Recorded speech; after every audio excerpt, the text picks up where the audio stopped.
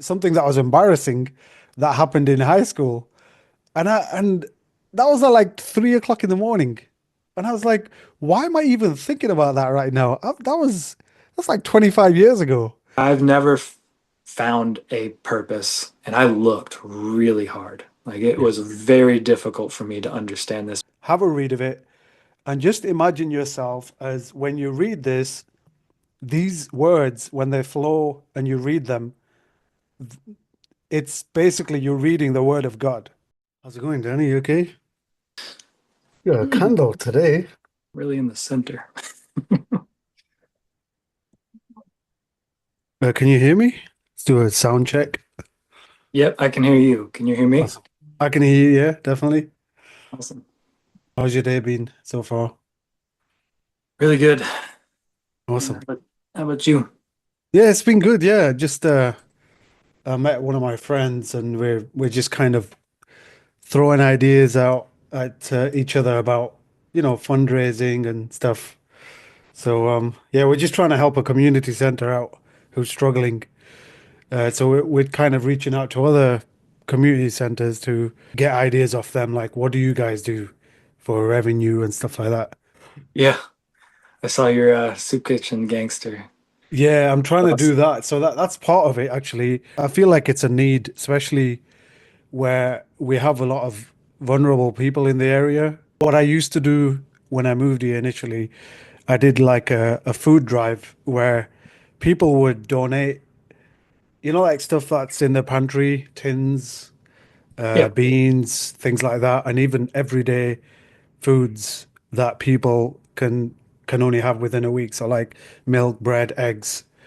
And I was so surprised how people would just come and donate the food so then we could get them to the families. So I want to try and do that again. I really enjoyed it. Another thing that I've found also is, like you get food stamps, but that doesn't really cover you buying shampoos and toothpaste and all that kind of stuff. So there's a big need of that as well. So who knows, we might start going into that as well and actually serving people. Because I mean, the thing is, what's the point of being a community center if you're not serving a community, right? It just doesn't make sense. yeah. I mean, I'm not familiar with running community centers or being a Yeah, part of community centers. In the South here in the United States, we have churches on every corner, and so they do all that stuff. Yeah, it's amazing how many people put together projects and devote tons of their time to supporting people. yeah, I'm not doing any of that, but I have lots of people that I know who do that kind of thing, yeah. It's and very rewarding, honestly. It's that feeling you get when you know you're helping someone out. That's the best feeling. Whether it's a smile or just a thank you or anything like that, those mean more than anything. When you feel that, whether that human connection, it's just amazing. That's why I want to keep going back to doing that. One thing I do find is whenever you try to do something good, have you noticed that the pathway to it is so difficult? It's not easy. You're chosen to do this kind of work. So maybe you have to be worthy of doing it somewhat. You have to feel like you're committing to it, but your intention as well. Like, what are you doing it for? If you're doing it for name, if you're doing it for status, just don't do it. the road to disaster is paved with good intentions or something like that. But Exactly. Yeah. but you can definitely change someone's life just by being there for them, just from the heart being there for them. So yeah, it's definitely an inner to outer mechanic, I think, is doing good. Time is one of the most valuable commodities. No one can buy time, right? Have you noticed? You have these billionaires, they're getting old. Their time's eventually going to run out. They can buy everything. Everything is within their reach, but time, right? They can't buy. It's like a piece of time. You can't buy it. Once that second's gone, it's gone, right? Yeah, Wow. Anyway, let's settle in. I've got my electric blanket today, so nice. I don't know what it's like where you are, but We just got some freakish weather that started. It's like a sleet, hail kind of thing, and it's starting to freeze. It's really weird. So It's I mean, we had snow and it disappeared like a couple of, I would say like a week ago, we just got a load of rain and it melted all the snow. But now yeah, it's just come out of nowhere. And I'm like, thank God I'm indoors. I don't need to go anywhere. yeah. You know what I mean? What's it like where you are? What's the weather like for you? It was a bit weird. We went from 55 this morning to like 82 in the afternoon. Oh wow. Oh Yeah. my God. My That's greenhouse like you got wear up a to, jacket, then yeah. suddenly you're gonna take it off. Yeah, no, it went from 55 to 60 in like 30 minutes. It was weird. That is strange. Yeah. Do anything nice today? Anything? Just hanging Uh, out? I have a local lady who buys my bread and cookies.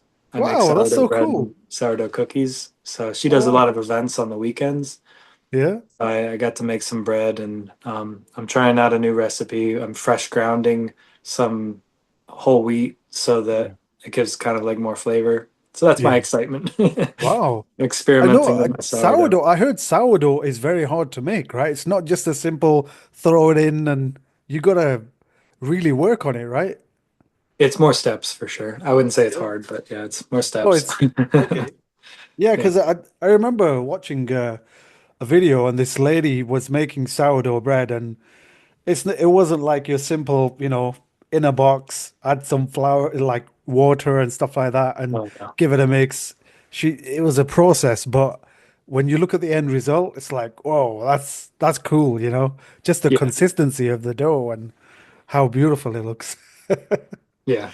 Yeah, you definitely realize it's the way it was meant to be. The fact that the difference between like a regular loaf from the store with all its chemicals and everything Mm. and like just water, bread, and Oh or my water, God. flour, and salt and Oh wow. starter, of course. But water, flour, salt is pretty much all that goes into it besides the Yeah. enzyme. And it's like so much better. It's like some things really are just supposed to be simpler. Yeah. Yeah. And it's that smell, isn't it? I love the smell of bread, fresh Oh, yeah. bread. Oh, I used to do this thing Saturday mornings. Was my thing. I used to take my son and we used to go to this, it was like a shopping area. And the first thing I would literally go to is the bread section because they had a mini bakery. And Mm. I just hung out there. And my son probably always wondered, like, what is this guy doing? What's so special about this place? And then I'd tell him, like, take that smell in, take that beautiful, fresh, oh, it's so good. When they slice it for you, they put it into this slicing machine, and just that, the taste of like the fresh bread, and then just putting a bit of butter on it, or even dipping it in olive oil or something. Oh, yeah. It's nothing. There's nothing like it. It's the simple things where people just take things for granted. Like you go to a shelf, you just pick it out, but the amount of work that's been put into that, we don't really see it. It's just amazing. The bakers, right? Oh, yeah. So Yeah. Some what of what those. else do you do? What else do you do apart from baking? Uh, oh, apart from baking, Cooking. gardening, gardening and baking. Mm. I make we're doing Sicilian pizza lately. And that's Ooh, going really good. Sourdough crust and everything. That's really good. Yeah. that's so cool. Yeah, it's fun.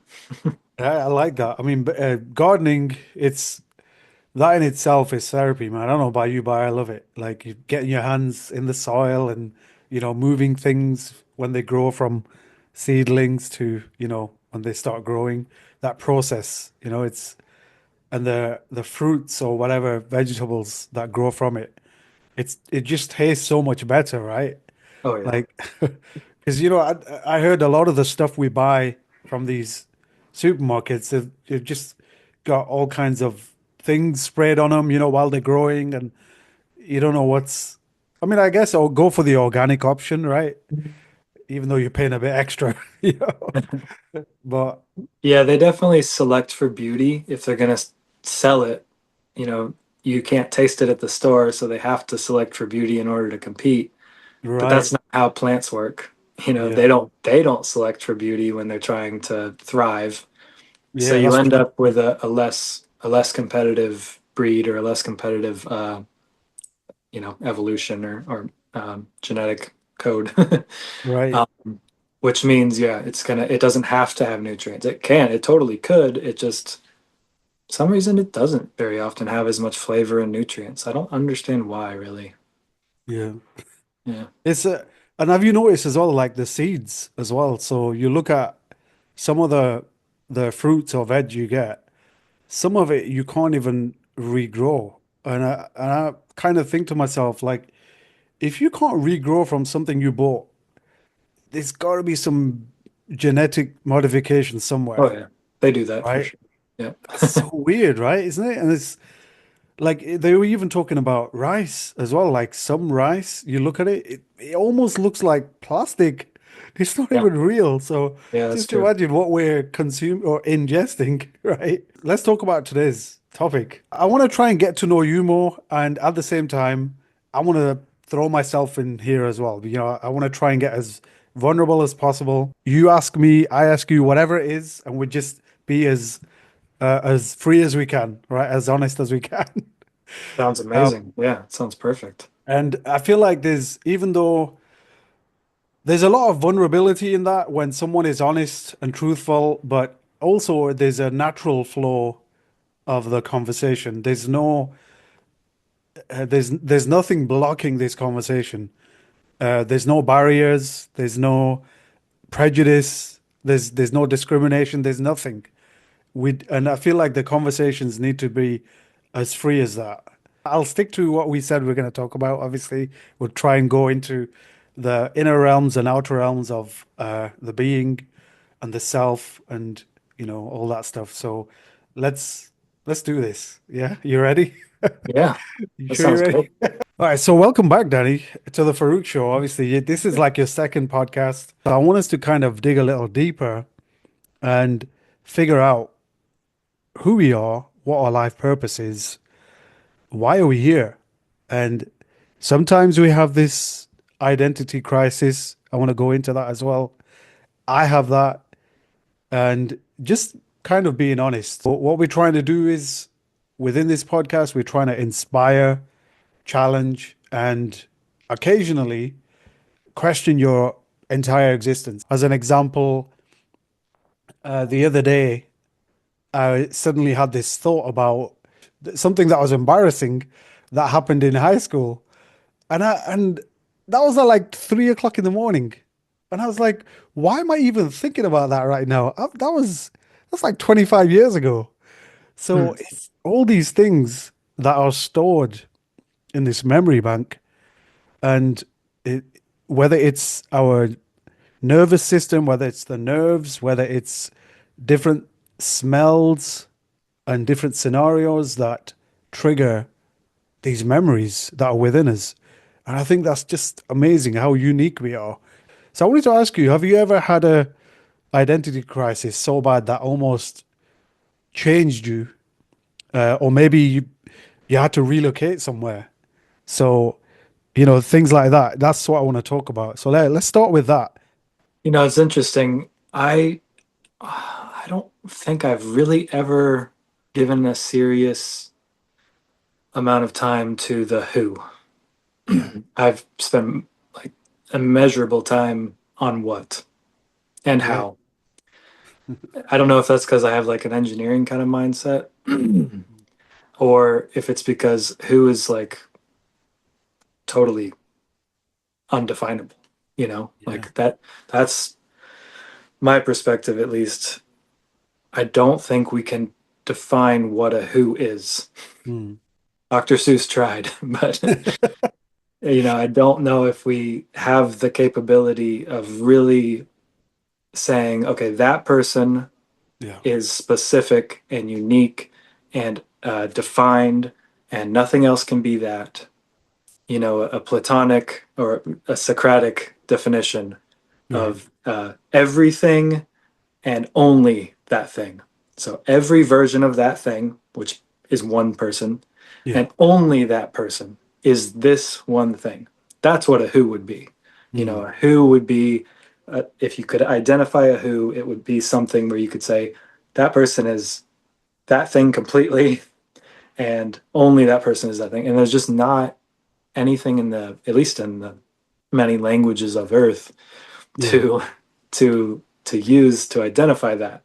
And Right. it would make sense if that just wasn't the case. It would make sense if there was no person that was a thing that only they are and no one else could possibly be.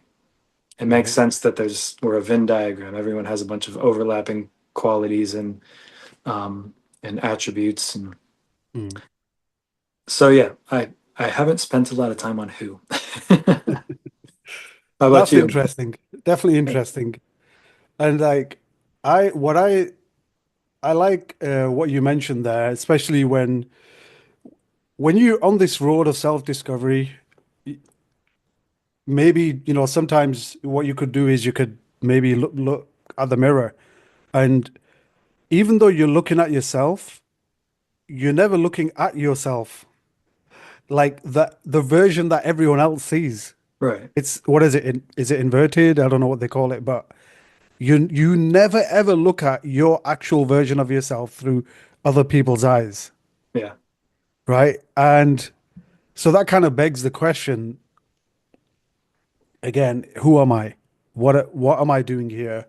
And when you start asking yourself these questions, so what we tend to do is we put labels on things. Have you noticed? Who am I? I'm an engineer.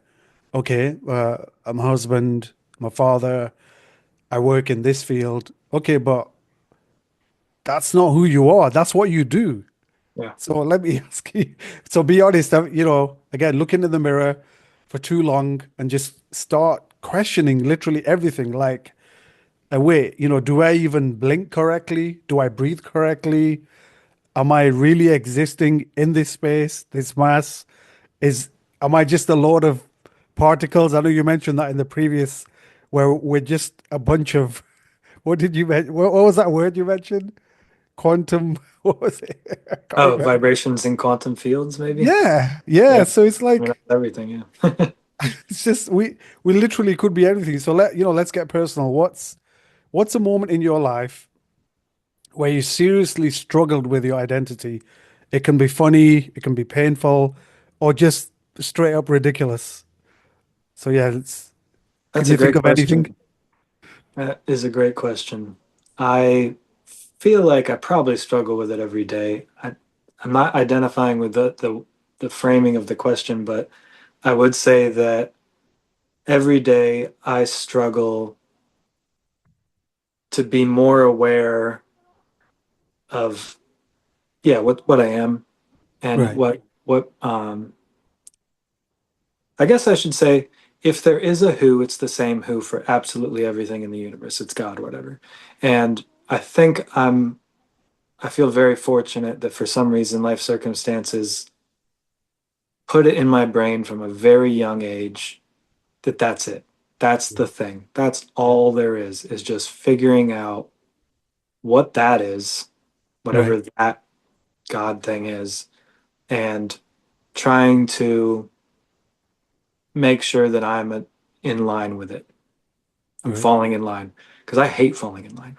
It's one of the worst things to me is falling in line.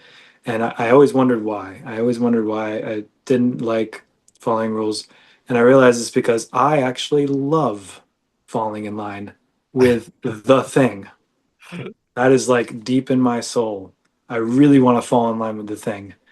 And I think I always had kind of a feeling like this ain't it. This ain't it, that ain't it, this ain't it, that ain't it. Not it, not it, not it, not it. It was constant in my life because I knew none of this was from like definitely from a teenager. mm, And I read Eckhart Tolle's The Power of Now very early on. And I think that was very influential yeah. at like I've heard of 12. him. He's awesome. Yeah. And so I think probably the most to answer your question specifically, the greatest identity crisis I had was definitely in 2019, November 2019, a couple months after we lost my wife's mother. Yeah. And we were very close to her. I was in the room when she died, Wow. and and it just tore our life apart and tore our faith apart. And I had to, and I had, at the time, I was very much identifying with Krishna because I had just read the Mahabharata, Mm. and the Mahabharata is one big sales pitch for Krishna. Is it? Yeah, oh my God, you cannot read that book without coming away like cutting your wrist for Krishna. You're like, I want to give everything to Krishna, and they just say it constantly. Yeah. They build up these heroes, and I'm not bashing on this. There's probably nothing wrong with this, but Mm. I feel like I not was deceived, but it put me in a unhelpful position mentally. Right. But anyways, they build up these heroes, and then Mm. they make all these heroes subservient to Krishna. They constantly Mm. say like these are the most amazing humans in the world, and they are nothing compared to Krishna. Wow. It's like the whole book. Good. And it's beautiful and inspiring, an amazing work of art. I took it too seriously, I think. All right. Um, so when the faith was torn away, um, doubt came flooding in, and I realized that I can't just pick a guy Yeah. and and just kind of give my life to this guy in my head and everything will just be okay. I need to really figure this out. So I would say that's when I transitioned from, yeah, I stopped being religious at all. Yeah. I just couldn't do it anymore. It like I was broken. um, and then philosophy became my religion for a while because I was just so I needed something. I needed someone telling me what to do. Yeah. Um, but philosophy doesn't let you do that. It causes identity crisis and existential crisis. And Nietzsche and Descartes, they don't pull any punches. They lay it all out in a way that doesn't let you identify with anything, and Plato and everything. Yeah. So that was probably my biggest identity crisis. But I don't even know if that's what you were asking anymore. No, no, that. I mean, that was an honest answer, and I appreciate you sharing that with me. For me, I would say, because even though I'm asking you, Yeah, I no, have I to want answer to as know. well. So I think for Yeah, me, I would say moving to the US was definitely a game changer for me. yeah, And I would also say that the reason why I say that and how it affected my identity was hearing how certain people would perceive the people here in the US. So, like, obviously, we watch movies, you have some sort of idea, but obviously, movies are movies. It's acting, it's not real, right? So, I didn't kind of take too much of that on board. But then it was like, oh, of course, there's racism. Of course, there's, people hating on certain groups, etc. And but I always, I've always had this thing where, like, growing up in a very diverse kind of community, I always had that thing. And I feel like I get this from my parents because they were open to anyone coming to our house. Like, our neighbors were white and they were amazing. They were like part of our family. We would literally go to their house, they would come to ours, and we would just like families next door to each other. And but so that I had that perspective, but then when I would go to like certain congregations, if they were either just Muslim congregations or if they were just events and stuff like that, you'd get a different mindset, of people where they would say, "Hey, don't hang out with certain people." But it was like for me, that was weird because I I grew up with so many different types of faiths, and I'm grateful for that because I saw a lot of good things and a lot of bad things in everyone, including myself. Because if I'm not looking at myself first, what these people say, I have to really come back to me and look at what I believe in and how I should treat people, how I should choose. There shouldn't be a choice of who you should be good to or not. I just had a weird thing about that. There's just something didn't feel right. But coming to America, coming here, is just it opened my eyes because I'll give you an example. When I moved into this neighborhood, now you think about this. No one in the neighborhood knows me. I'm a Muslim guy, bearded, turned up at this neighborhood. Obviously, they've heard all about what the media wants to tell them about my faith. But you know what they did? What they were willing to do was to see who I am. And I truly believe the reason why that is because of my heart, because of how I've been in the past with other people. Hmm. So when people see you, and these neighbors were amazing. Like they came and introduced themselves. One guy across the road said, "Hey, I'll cut your grass for you until you get a lawnmower, and you don't need to even worry about it." This other neighbor came by and said, "Hey, look, here's my number. If you need anything, give me a shout." I'm like, dude, these guys are amazing. And it was like it was as if they could just see right through me. And I feel like that connection. So like if they came to me and I just slammed the door in the face, then you're gonna get a different reaction, right? Oh yeah, yeah, But they were welcoming. I was trying to be friendly.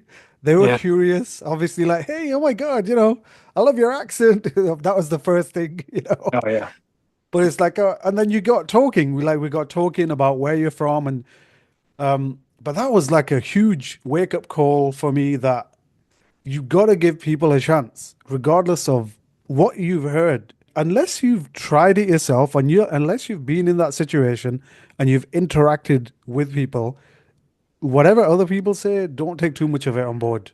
Figure it out for yourself, experience it for yourself. So that was, even though I mean, it wasn't a crisis of my identity.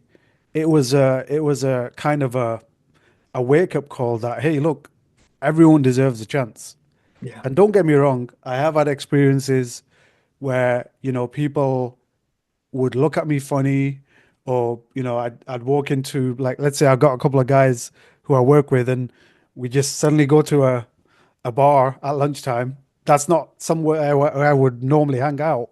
But if we're gonna go for some fish and chips or whatever, you know, but of course I'm gonna get stares. But that's normal because it's not a usual environment for someone like me, Hmm. for me to just turn up and have lunch there.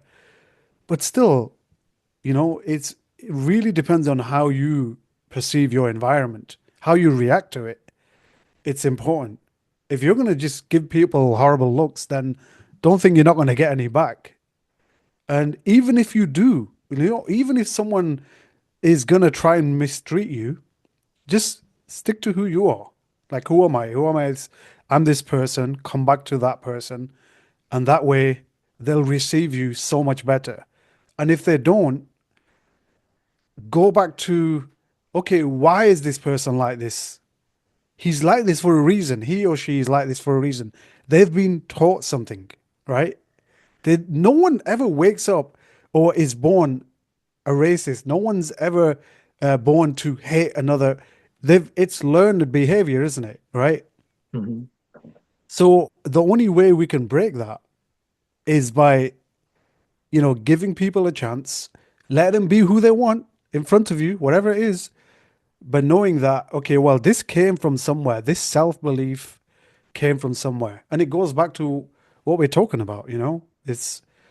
We're all having this identity crisis. We're all going through the different stages of our lives and the various interactions that we have, whether that's direct or indirect. It's going to affect us somehow, isn't it? Yeah. I was just thinking about the Milgram experiments. Those experiments that showed we would all be Nazis. No, most of us would be Nazis if we were born in Germany. Yes, yeah. Um, and that's not categorically different Yeah. than if someone's mean to you, you being mean to them back. Yeah. It's like, is your nature kindness or not? Are you kind inside or not? Doesn't matter what other people Right. do. You Yes. have to own what you do. And so if someone's mean to you and you're mean back, you would have been a Nazi. Mm. No, that's a big statement, but it's similar. Yeah.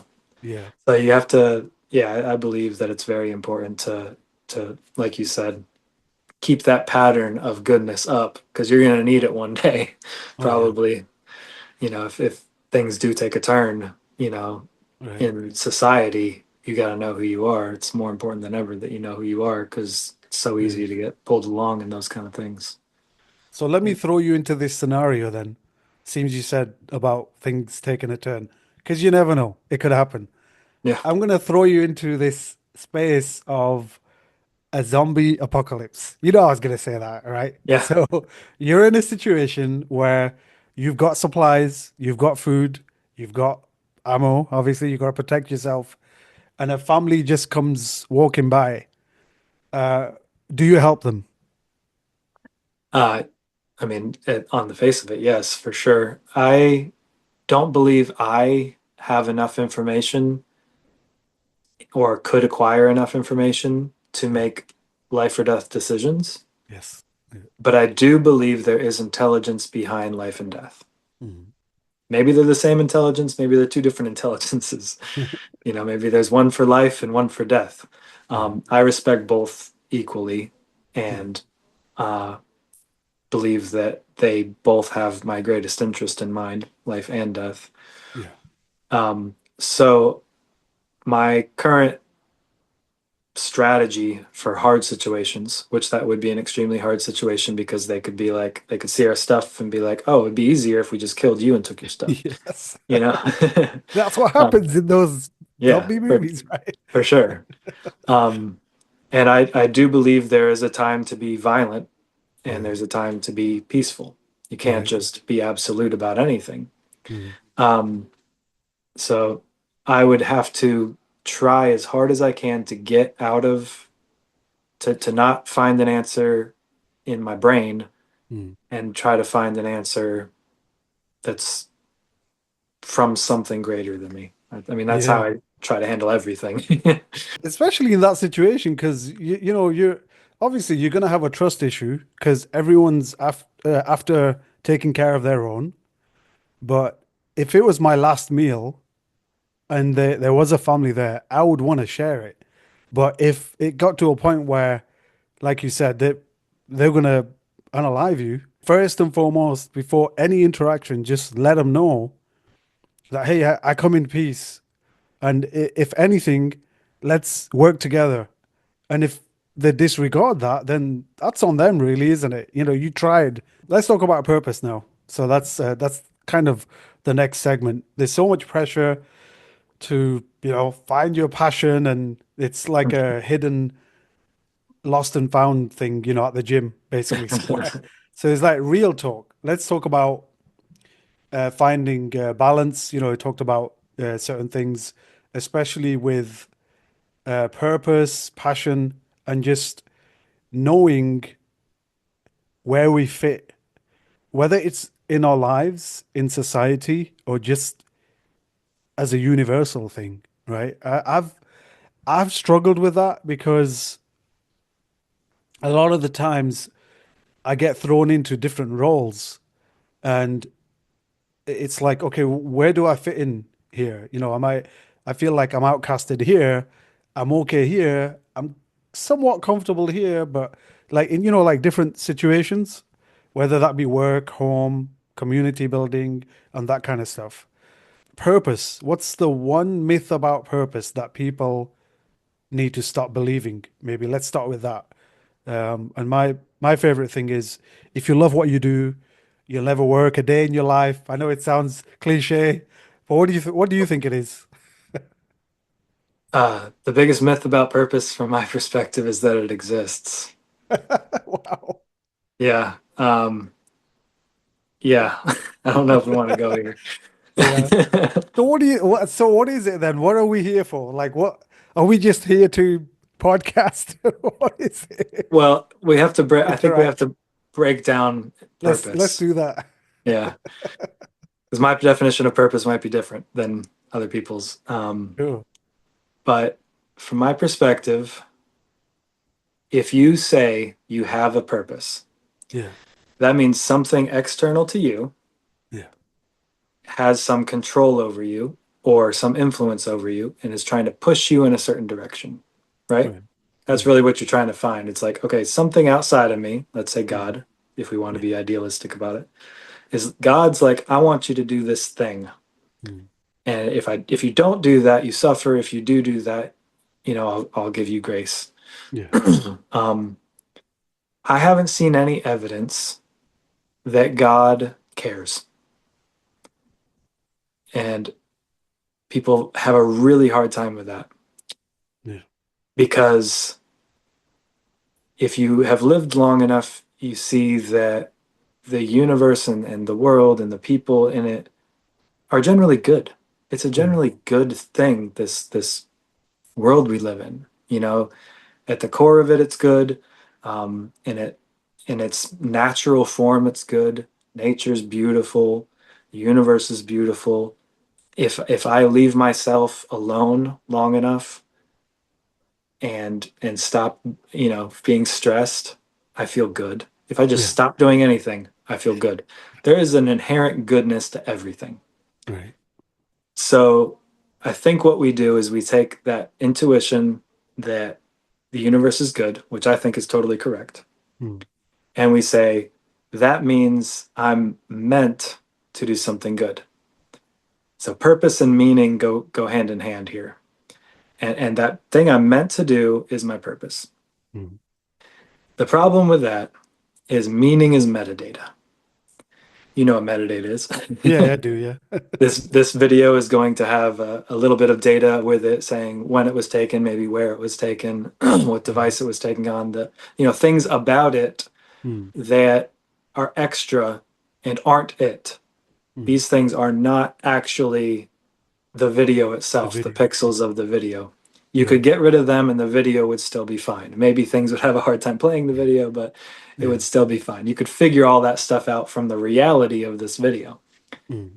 Meaning is something we assign to the world as metadata. It's labels. It's always Right. in words. There is no inherent meaning. There's no truth to meaning. You're never going to find meaning in reality somewhere. Plants don't care about meaning. Um, the sun doesn't care about meaning, all that stuff. So if the world is inherently good, and we know that, and then we take that goodness and we assign all these words to it, Mm.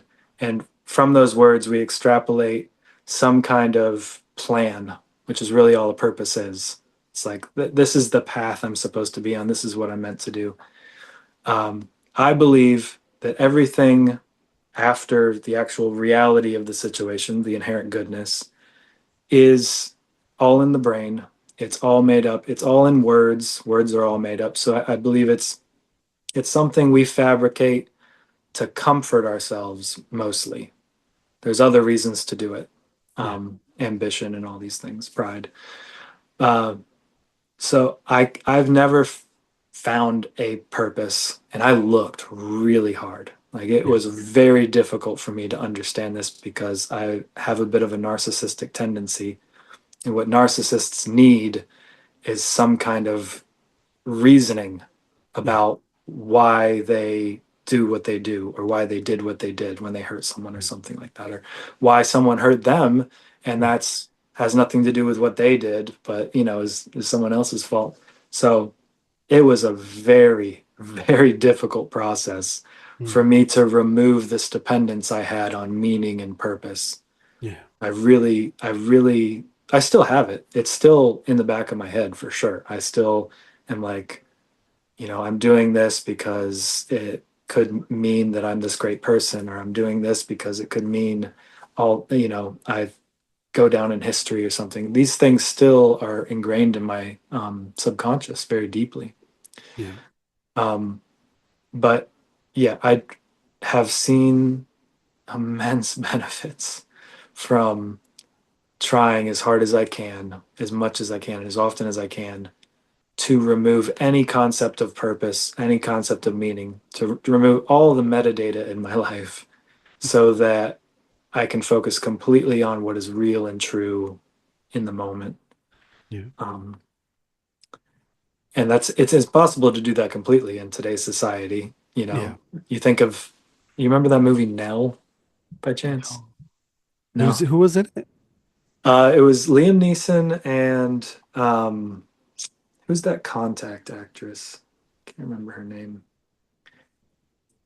I'm not going to remember it, but it was Liam Neeson and some famous actress. Uh, and she was this wild, mentally handicapped woman in the woods. And I think he All was like right. a government official who was like trying to check up on her or something. Is it And Jodie he, Foster? Jodie Foster, yeah. Yeah. And he ends up learning a bunch of stuff and learning like there's nothing wrong with the life she's living. You know, she's perfectly happy. Yes, she can't handle a lot of the things that we try to make sure people can handle, social things. Yeah. But you can live a relatively good life without any of the metadata, without any of the information. She Yeah. could barely talk, you know. So that's my perspective. Most people don't like that perspective because it's Oh, it's an a honest perspective, you know. bit It's extreme. Yeah. I appreciate you sharing that, and I mean I'm on the other side of the scale of that because Awesome. I would say this is why I like these conversations because it's important we have them, Yeah. and I do believe that there is a God. I do believe there's definitely, a higher power than me, than anyone, For sure. and he doesn't need a reason to do something. Right. He can do whatever he wants. We are created beings. He created us. We've got a purpose, and that purpose we are told through the Quran, and it's so simple. It's not complicated. This is God's words, not mine. And I created not the jinn and mankind, except that they should worship me. When people read that, especially someone who doesn't believe in God, they're going to think, well, do what? Do I just not do anything? Do I just worship God night and day and that's it? That's my purpose? But no, there's a whole new meaning around that. I mean, that could be a podcast in itself. Yeah. But when it comes to just the human being, you look at animals, plants, you mentioned, all these various creations. The one thing that they don't have, what we have, and what God has instilled in us is intellect. We can talk, and where did that come from?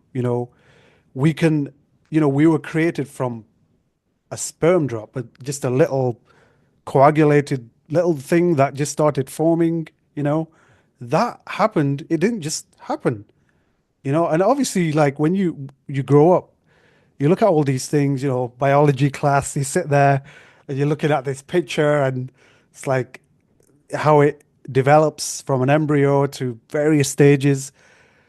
And I'm just marveled by it. Like, no human out there, no scientist, no one, they can't create something even as beautiful as the eye, the sight of the eye, how it's created. There's so much, things that we've not even discovered about it. So, I don't even have to go into the body parts.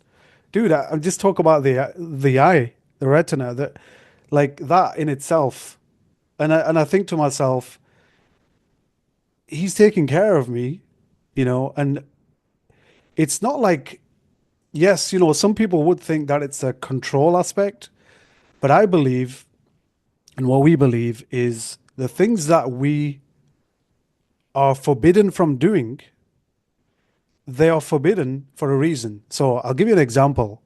When Islam started 1400 years ago, from someone who was illiterate, he couldn't read or write. This is Prophet Muhammad, peace be upon him.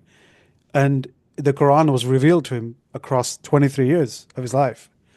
Now just think about this, where you're thrown into this kind of place where there are no rules. There's literally, there's drink, there's wine flowing in the There's people drinking, they're fornicating, they're doing all kinds of stuff, just creating havoc, you know? And then when this beautiful religion was revealed, it stopped certain things. So like when they talked about wine and beer and the intoxication, what it does to you, you know, it stopped so much harm. Obviously, it, you know, now a lot of people do it, but back then, when it we were told about it, that hey, these the reason why these things are forbidden, they're, you know, we say they're haram, is because they are to protect you, and your body is, it's a beautiful vessel, and we have to take care of it. And Mm. you know, and we're going to transition eventually, you know, from this world. This is just like a very small part of our life. You know, it's gonna come and go. You know, like we call it. It's literally a matter of days. It's we're not even here for that long, and eventually we're gonna pass on. And you know, even if you ask, let's say someone who doesn't believe in God, doesn't believe in the afterlife, doesn't believe the questioning in the grave, doesn't believe in heaven and hell, you got to really ask yourself, okay, so, you know, if is there a 50-50 chance whether that's true or false? Now, here's the catch though, right? Even if there's a 50-50, like let's put probability into that. Where when you die, because eventually you will, we all have to die, you know, there, you know, there's going to be certain events that we're told about. Like, so when a person passes away, the angel of death is going to come because he's been assigned to take the soul away from the person. And you know, there's no, there's that. Then there's, you know, they go to this temporary place where the soul stays up until the person who, when they get buried, then the soul comes back to the grave. So we're told that that's when the questions are asked. You know, if there was a millionaire and he didn't believe in God, and so he worshipped money basically, or he worshipped, you know, someone worshipped, I don't know, a music artist because that's all they ever listened to, and it's like, yeah, you know, it's like, what are you worshipping? Are you worshipping life, or are you worshipping the one that created you? And everything that he gives us, you know, everything from like me talking right now to my speech to me breathing, my heartbeat, you know, every living cell in my body. If there was something out of order, I'd literally drop dead. So who's controlling that? That's what the control aspect of it. And why is it? Why are we here? You know, obviously we're asking ourselves these questions, and we know, like we believe that we are going to be returned to him. Like one of the things we say is, to him we belong, and to him is our return. So we belong to God. We're not we're not divine. We don't have any divinity in us because he's the most gracious. He's the most merciful. But I think a lot of people, because they don't understand the concept of what God is or what he does. So, you know, someone could easily say, well, hang on, you know, who was it? Stephen Fry. One of the things he said was, one of the first questions I'm going to ask God is cancer in children. Like, why would you do that? Right? Now, of course, you know, as human beings, you're going to think that's a logical question. But here's the thing though, when it comes to God and what he does, what he doesn't do, what, you know, what certain things that are totally beyond our mind's comprehension, we're not going to be able to answer them. We are only going to be able to answer them with the limitation of our minds. We can't go any further than that. And that's the issue that people have, where when they question, so someone's going to come up to me on TikTok live and say, prove that God exists. I don't need to prove if God exists. With God, we don't put him at the status of Muhammad. We don't put him on the same status as Jesus or any of the prophets. All we believe is these prophets came with the same message. Jesus came with the same message. People are going to be asking all these questions like, why is God doing this? Why isn't God's help coming? Why? We're not here to answer the why. We're not here to even question what God does or doesn't do. We're not, we are so, you know, we are in need of him. He doesn't need us. So like, even when I pray, When I pray 5 times a day, he doesn't need my prayers. He doesn't need it. But I need him. That's why I do it. I need him. That's why I stand on that prayer mat. I don't have to get up at five o'clock in the morning when everyone's snoring and stand on that mat, cleanse myself and stand on the mat. But I do because I believe I need that connection. That's what keeps me going, and that's what's making my purpose more fulfilling, you know? And it's also trying to let people know that, hey, look, there's there is always going to be a 50-50 chance. So even though I'm not trying to change the way you think, but what I'm trying to tell you is think of that 50-50 probability if there is a God, but if you keep questioning what he does, you're going to fall into so many unanswered questions. But here's the thing though, Danny. One thing that I will say is this. For everything that you wanted the answers to, you're going to get that opportunity. Everyone, we're all going to get that opportunity because God Himself is going to basically, when it comes to your time, you can literally ask Him anything and He will tell you why this happened. Okay, well, why did a certain event happen in my life? Why did this happen? Why did you do this? You'll get the answers. But you have to be okay that you may not get them in this world.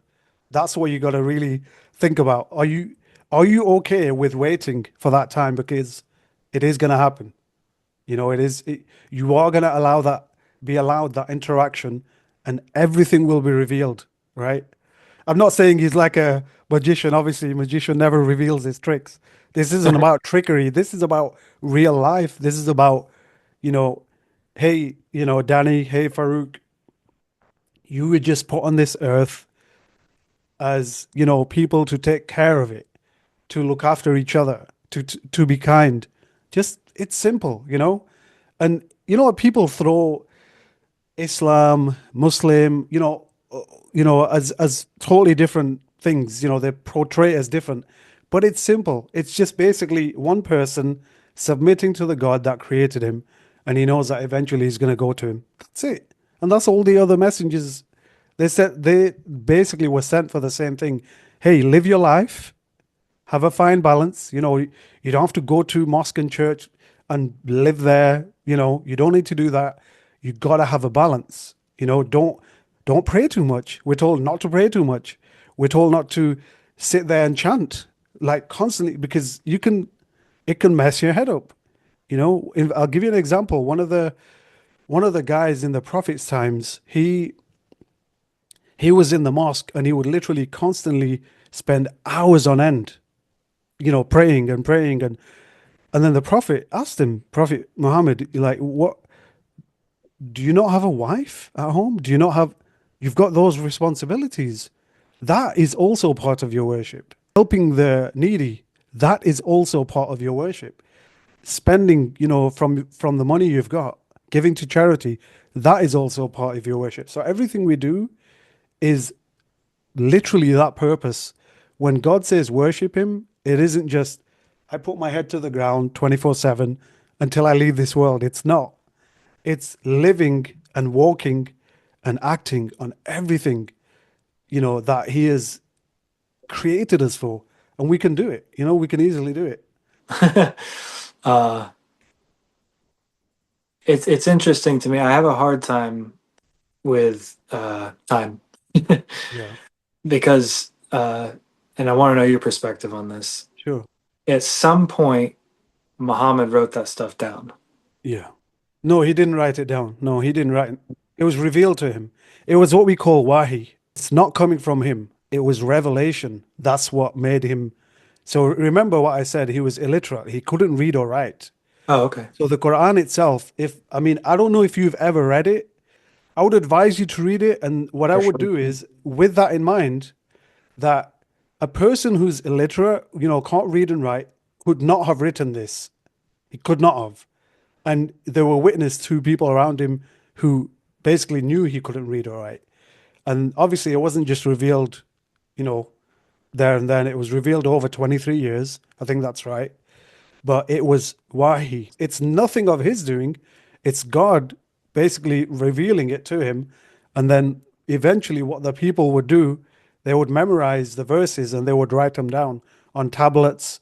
And eventually, he came to this, the Quran. Now, obviously, the Quran is it's not like any other book. It's not like chapter one, chapter two. It's not like that. It's a different book in itself. If you're going to go in with the intention of, and trust me, some people have done that. They've actually gone in with the intention of, I'm going to prove that this is wrong. And eventually they started following the faith. Have a read of it. And just imagine yourself as when you read this, these words, when they flow and you read them, it's basically you're reading the word of God. That's what it is. It's like it's going to come through and you're going to feel it. You can't not feel it. What are you asking me about time? Well, the Word of God is written in words that were not created by God, right? No, the word. So the word of God, if you look at it, it was written in Arabic. Now, Right. if you look at Arabic, some people think I can translate this. I can and it's actually translated. It's transliterations or translations of the Quran, but it's not as it would be in Arabic. That's Of why course. they encourage people to read it. The Quran itself, in its purest form, it's it's in Arabic, and that's how it was revealed to Prophet Muhammad, peace be Right. upon. So I'm sure there's some truth behind the words. Yeah. It's the words I have a problem with. But have you read it though? You have to read it in order to understand it, right? If so, let's say, look, if I say to you that okay, I mean, I've got it right here. There's a Quran here. Mhm. I've not touched any of those pages, but I have an issue with it. But how can you say you have an issue with it if you've not even read it, right? Give it a Well, chance. well, because it was made up by humans. The words were made It up by wasn't. It wasn't. no, It the was words, the Arabic. no. God So didn't. the Arabic itself, it's if you think about this, when it was revealed, a lot of people say, well, how come it was just, in Saudi Arabia? Why not any other country? Why not? Well, Prophet Muhammad, peace be upon him, he was born there, so the revelation came down to him. Right, Now, even though let's say you're thinking, well, it was created from something. The words were created from something. right. The words are the word of God. That's the originality of the Quran. That's why I'm saying to you, even if you try to translate it into something else, of course, we will get some meaning of it, but the pure Arabic, what God, that's the chosen language. That's the chosen language by God. We can't say, well, okay, how come you didn't choose this? Because again, we're trying to put ourselves in the status of God, and we can never do that. We shouldn't do that because it's like you're aspiring to, well, hang on, I want to know why he did that. Again, we can't question it. We're not supposed to, because what happens with that is it creates doubt.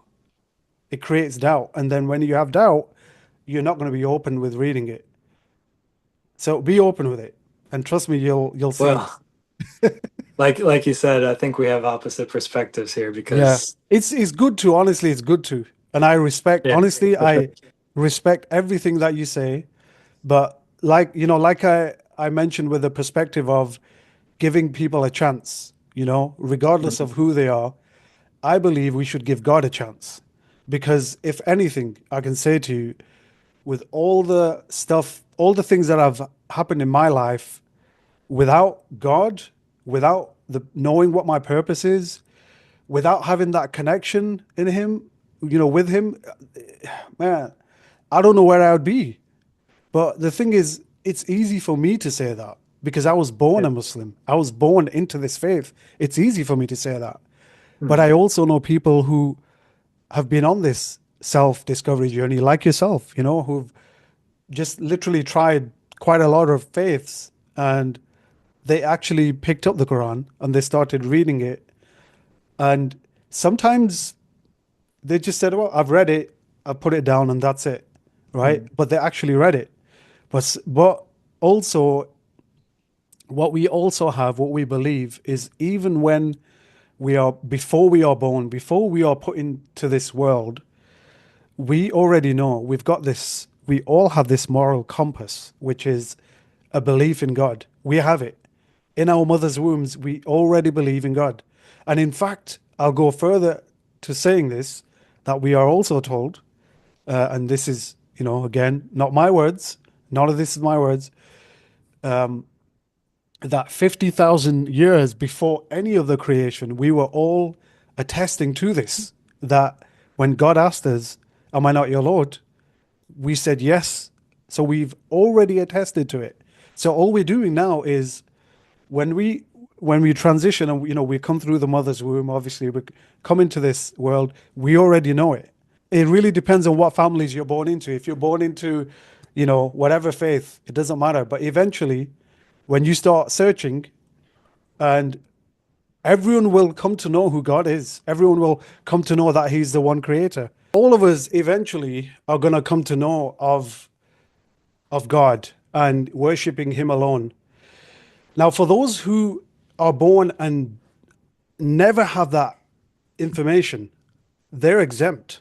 Even the people who I don't want to say, I would say they don't have sound mind. But the people who are told, like we're having this conversation, I'm not saying that the reason I'm telling you this is because, I can say, I told you so, you never listened. It's not that. It's just it's important that we convey.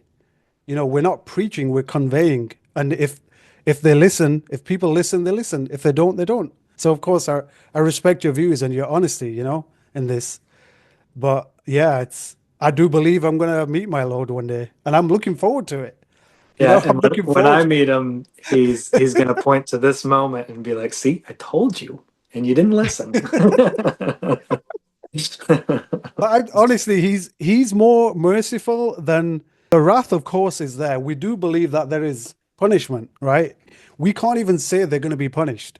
None of us can. We can't say nothing because what if that person could have done one thing in their life that changed someone else's life? They did something good. They moved something away from harm's way, like a pathway. They did something good.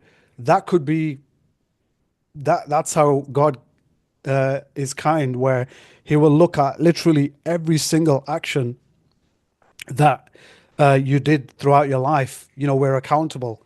Jesus will Himself say that I'm afraid because they took me for a god. He didn't die for anyone's sins. We don't believe that. We believe that He came as a prophet, just like Moses, Muhammad, peace be upon them all, and to help us basically not stray. Going back to what you're saying about being within ourselves and knowing that everything can be good, there also has to be consequences if someone, let's say, if they did something bad, there's accountability for that. There can't not be. We can't just throw it all on Jesus because it's not fair on one person to say that, oh, well, I'm going to be saved and it's all good. You've got angels on you right now, on your shoulders. The right angel writes all the good deeds and the left writes all the sins. Now we always say keep the guy on the right busy, keep him busy, because when it comes to the books are closed when a person passes away, unless that person has a righteous son or daughter and they do something good in their name. Like for instance, right now what I'm doing for my mom is I'm trying to set up a water well in Nigeria or something. I'm trying to do something for her name because she'll get that reward still. Because now she can't do things for herself because she's left this world.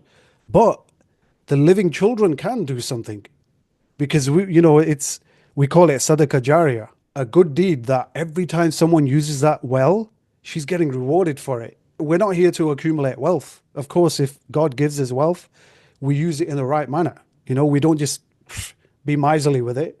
Give to charity, and this is what the faith teaches us. It teaches us about all, doing all the good things and not just thinking about the self.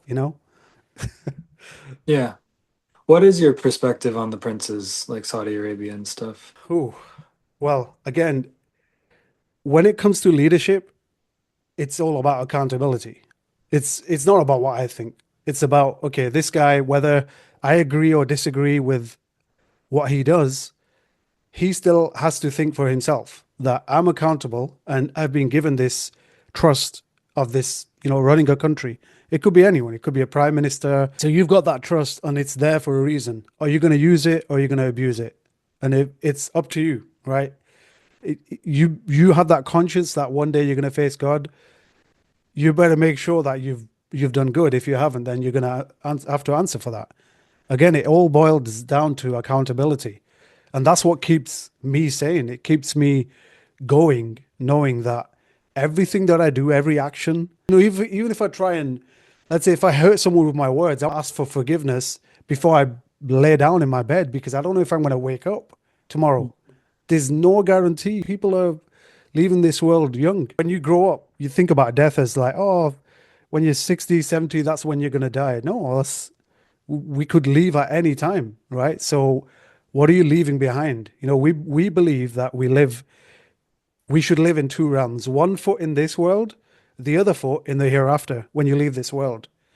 When you live like that, it gives you more conscience that I need to be a better human being. I need to do good in all my interactions. I need to try and help people. It gives you more of that conscience. I'm sure you've heard I've had sudden deaths. Did they even have anything in order? Did they even get to say goodbye to their loved ones? What did they leave behind? They didn't leave nothing behind it. I mean, obviously, we're not talking about materialistic stuff. I'm not talking about wealth. I'm not talking about, their clothes.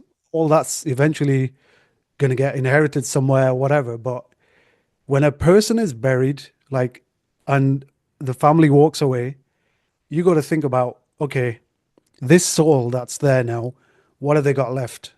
The only thing that they've got left is the goodness that they did in this world. That's all you've got. And that record, that's it.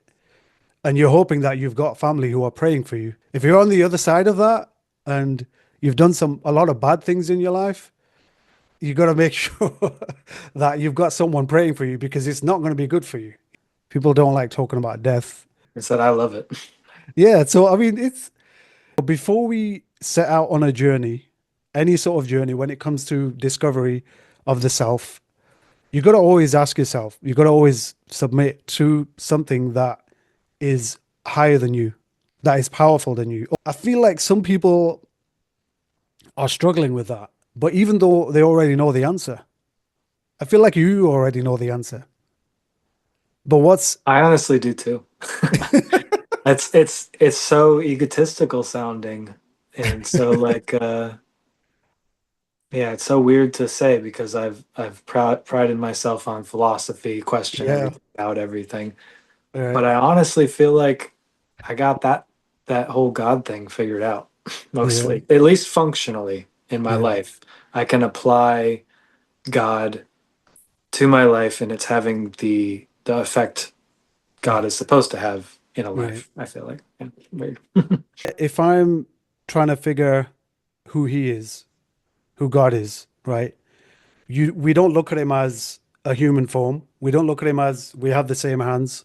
We don't look at him as the same face, same eyes, same. No, because he created us in that form. But God will reveal himself to us. We do believe, in heaven, eventually there is going to be a time where he will reveal himself to us. And that in itself, like we're told, even though heaven is going to be the best feeling ever, the the feeling that will overpower that is knowing what our creator looks like. And that is what we're looking forward to. Seeing that who he is in our minds, when we were created, we will always have this limitation. You could say Einstein, you could say all the top professors, or physicists or scientists, they had logic, they had this, but everything that they put out there will always have a limit to it. Why? Because beyond that is God, and no one will ever reach that. No one will ever reach it. They can't even figure out what the source of the soul is. They can't find it, and they never will. They think they will. They might throw up some diagram and say, hey, I found it, but they never will. We are so limited with our intellect. he gave us the intellect enough to worship him, to thank him, to be grateful, to just live a simple life, just be good, be kind, and that's it. There's nothing to it. There's nothing complicated about it. Humans complicate it themselves, you know. I Oh think yeah, that's what it is. for So sure. life or death, it's obviously it's a very big thing, and eventually we all gonna have to leave. I'm gonna have to leave. You're gonna have to leave. But what we leave behind, it's the seeds that we sow now. You know, like they say, what you sow, you shall reap, right? The seeds, what we are sowing is for the hereafter. It's what's going to happen after this. We are going to reunite with our families. You know, the soul lives on. It doesn't die. We are infinite beings. We don't die. Our physical being dies and rots and we become part of the earth because that's where we came from, right? Four corners of the world, different colors. Adam was created. You know, read about that as well. You'll read about that in the Quran eventually when you um, are open to read it. We're going to go back, but the soul itself is going to live on, and it's there's going to be a judgment. There's going to be accountability. There's going to be all kinds of stuff going on, and we have to be prepared for that. You know?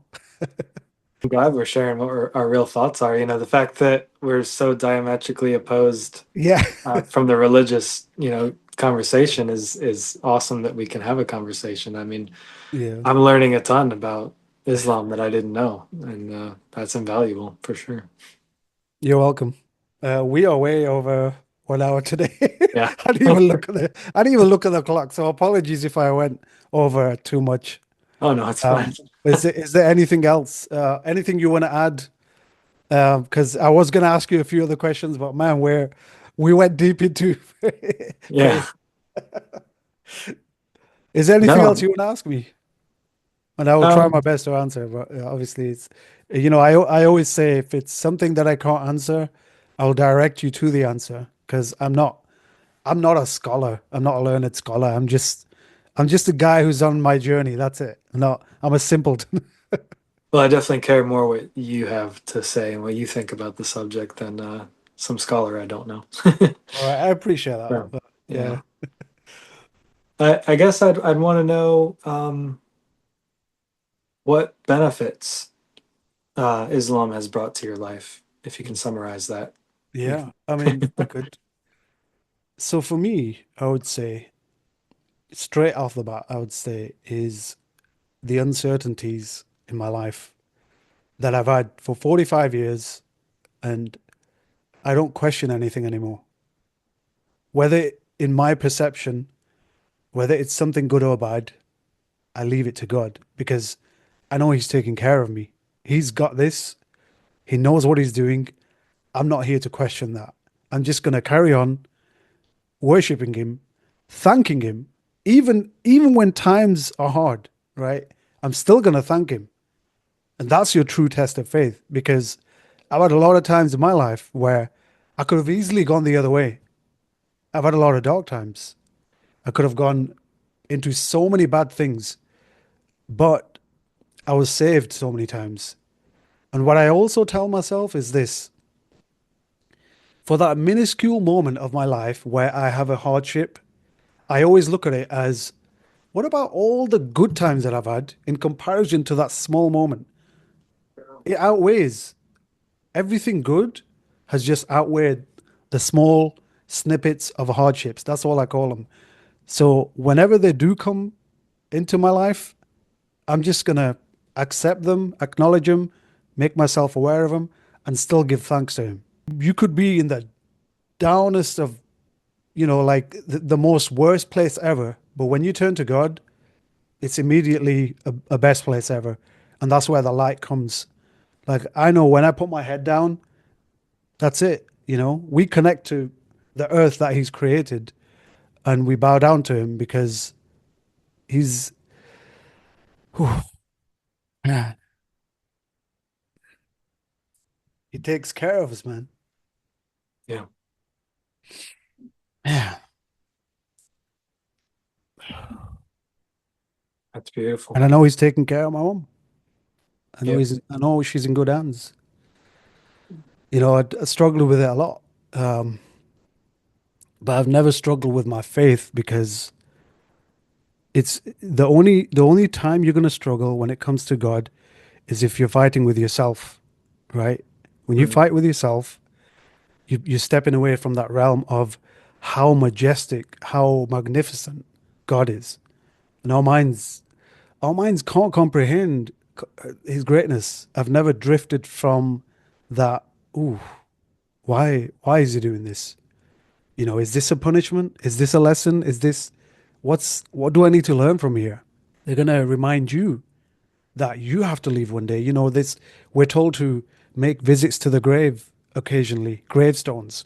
Go to even if it's somewhere where you don't even have a loved one, go and visit them because although yes, it's a destroyer of all pleasures, death, it's also a reminder to yourself that I gotta leave one day. I gotta get my things in order, get my will set up, make sure everything's good because I have to leave. And I'm okay with that. I'm okay with leaving. Think of yourself as a traveler. You're a traveler, and a traveler never stays in one place, right?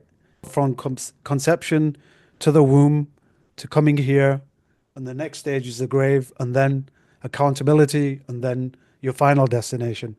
And whether you believe in a heaven or not, I want to believe that when I'm in heaven, and I want to ask for you. If you're not there, I want to ask for you. I want to be given a chance to intercede for you as well and your family. That come and join us here. Because we want goodness for each other. We want goodness. We don't want people to end up in the other place, right? We don't want that. We want all the good people to be on this side where they can literally have enjoyment. And death itself, we're told that death comes as a form of a ram and it's killed. And the people of hell will look at it and they'll say, oh my God, this is it. There's no death anymore. We're constantly going to be punished.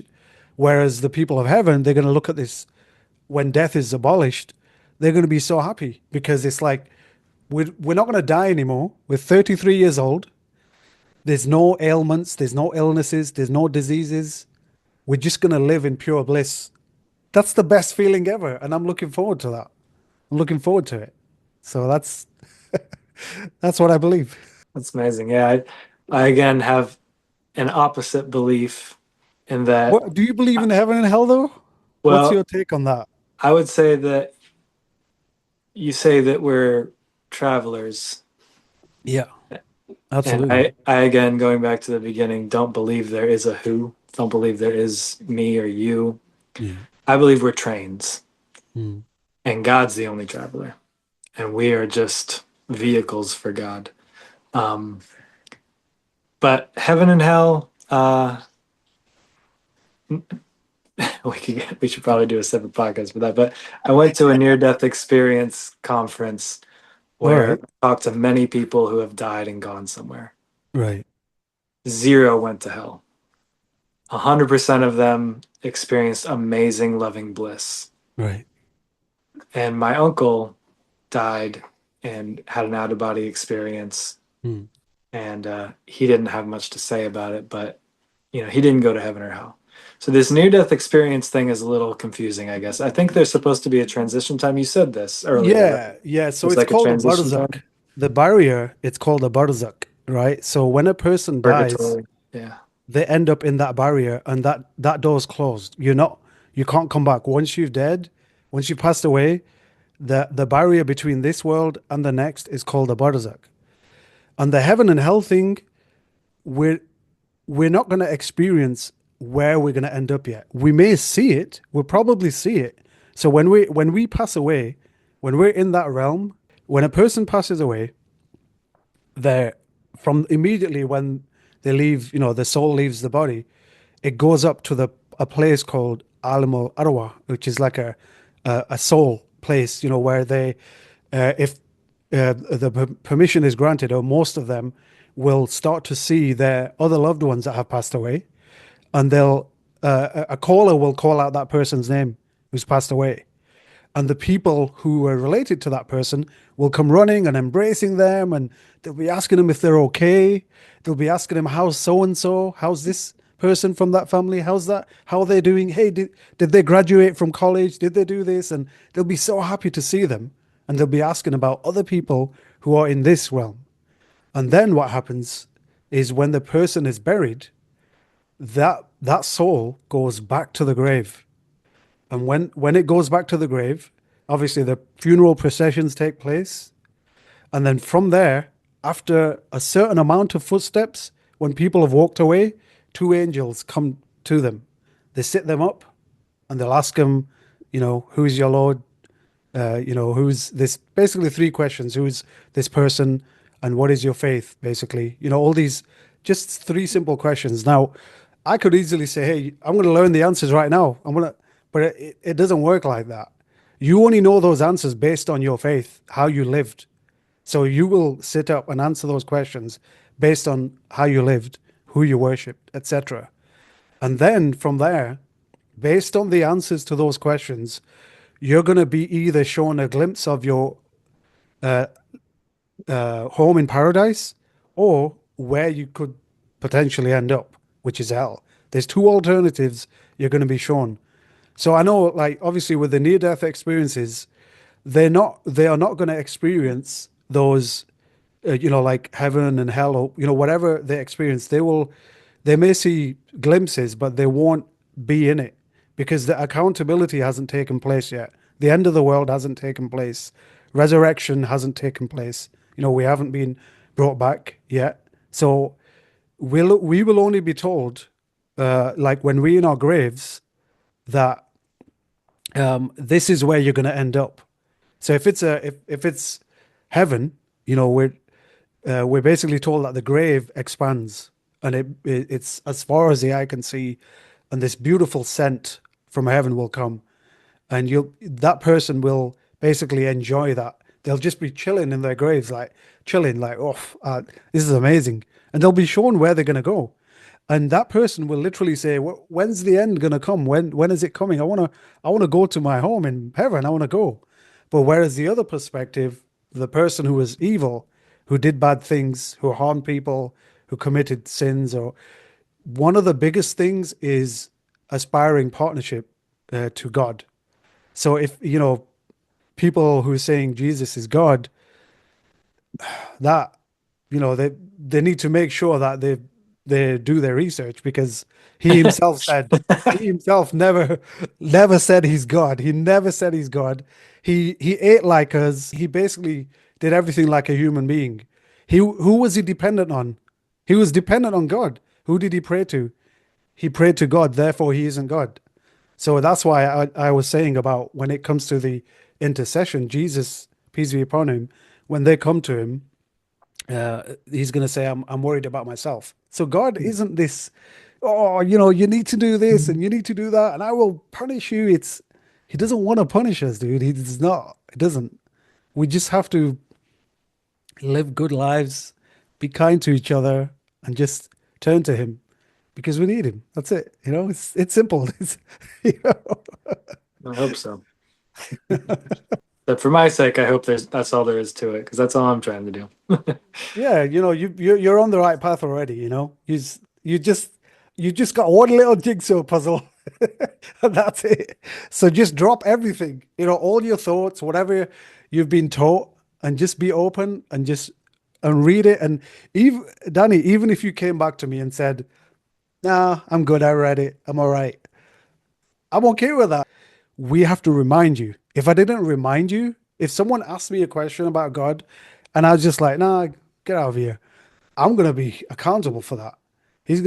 God's gonna ask me, like, "Hang on, someone actually came to you and asked you genuinely about me, and you literally shrugged him off? Really? Like he could have been in a good place right now."